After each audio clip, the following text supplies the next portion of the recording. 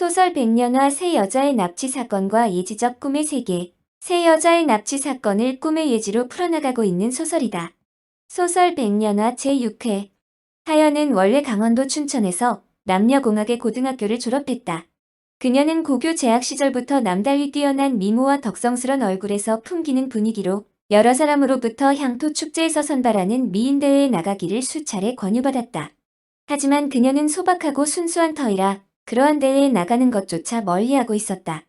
나아가 연예계라든지 TV 화면에 나가는 것에 대해서 탐탁해하지 않았다. 그러던 그녀가 연예계에 발을 들여놓게 된 것은 우연한 일로 이루어졌다.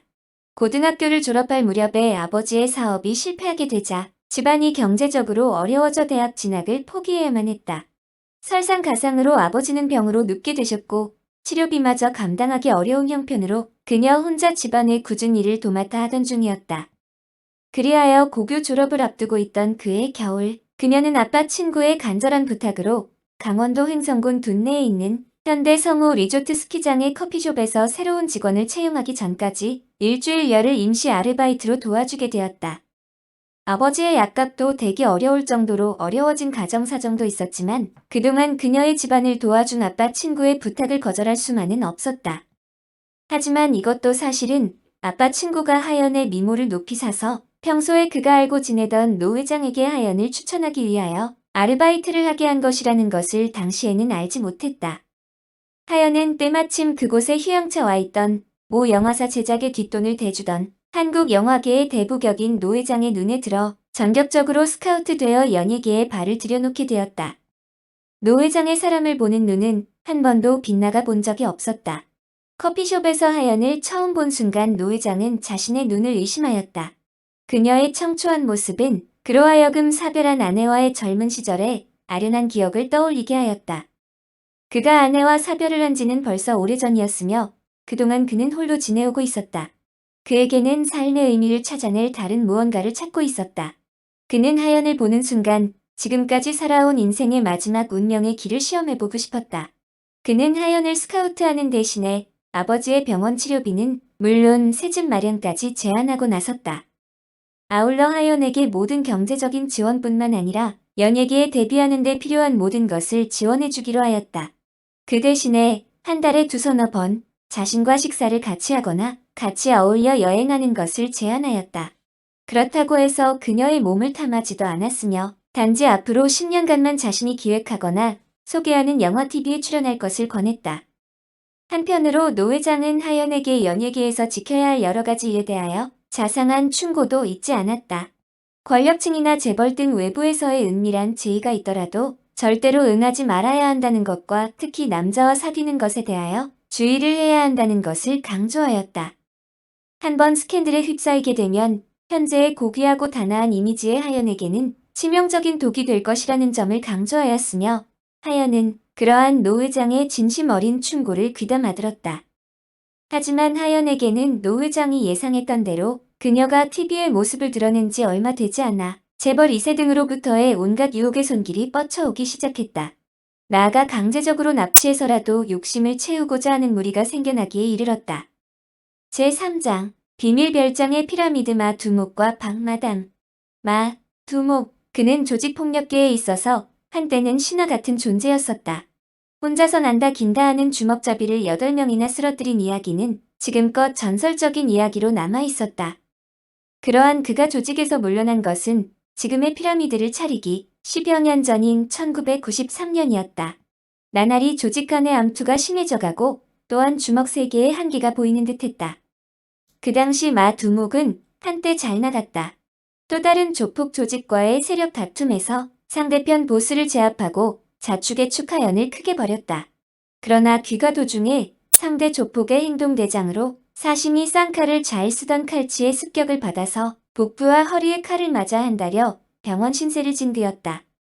뒤따르던 자신의 신복이었던 송태규가 필사적으로 막아낸 것도 있었지만 배에 복대를 차고 있었기에 망정이지 조금만 왼쪽으로 맞았더라도 간 부위에 맞아 황천길로 나아갈 뻔했다. 그러나 그에게는 보스의 기질이 다분하였으며 아울러 남보다는 세상 보는 눈이 있었다. 그는 자신을 죽이려던 칼치를 찾아 잡아낸 후에 용서했을 뿐만 아니라 자결하려던 그를 설득하여 자신의 수하로 받아들였다. 병원에서 퇴원한 후에 그는 조폭계에서 떠나 합법적인 사업가로 변신을 시도했다. 당분간 그는 강남에서 자신이 뒤를 봐주고 있었던 박마담의 대형 룸살롱 대화만을 운영하는 데 전력을 기울였다. 그는 이제 주먹을 앞세운 조폭 시대는 지나갔다고 생각했다. 새로운 합법적인 사업이 필요한 시대가 되었다. 주류 판매나 나이트클럽, 룸살롱, 안마시술소 운영 등으로 많은 돈을 벌기도 했다. 하지만 그건 너무나 노출된 세계였다. 무언가 보다 은밀하면서 합법적인 단계로 나아가지 않으면 안 되었다. 2000년대에 들어와 룸살롱은 크게 확장해 나가기보다는 수성에 그치고 있었다. 장사는 그럭저럭 되고 있었지만 무언가 돌아가는 상황이 달라져 있었다. 그는 이제야말로 이 밤의 세계를 떠나서 내연의 관계를 맺고 있던 박마담의 권유를 받아들여 적당한 곳에 새롭게 둥지를 틀어 사업을 펼쳐야 할 때라고 생각했다. 마 두목이 그러한 선택을 하는 데는 긴 시간이 필요치 않았다. 정기적으로 상납하고 있음에도 불구하고 성매매 방지 특별법이다. 뭐다해서 단속이 점차 심해지고 있었으며 아울러 은퇴한 자신에게 처음 몇 년간은 건드리지 않던 이곳 룸살롱 대야마저 다른 조폭 세계에서 자꾸 압박을 가해 오는 것이었다. 이제는 이곳을 지켜내기에도 벅찬 여건이 되어가고 있었다. 마 두목에게도 여기 강남을 떠나야 할 때가 다가온 것이었다. 그동안 그가 박마담과 함께 룸살롱 대야를 운영하면서 그는 묘한 것을 발견할 수 있었다. 정치가, 판사, 검사, 의사, 재벌 2세, 사장 등 잘 나가는 사람일수록 그들은 한결같이 비밀스러운 술자리에서 보다 자극적이고 변태적인 것을 찾는 것이었다. 특히 칼치의 군대 상사였던 박이건 사장이 상납을 위해 같이 데려온 건축허가 관련 공무원인 사람들은 그 정도가 더 심했다. 일부는 아가씨들이 아예 술자리를 기피하기도 하였다. 따라서 룸살롱 대하에서는 그러한 은밀하면서도 향락적인 자리를 원하는 사람들에게 철저한 비밀 보장과 함께 술값은 더 비싸지만 특수한 아가씨를 선발하여 제공하는 서너 개의 특별 비밀룸을 별도로 운영하고 있었다.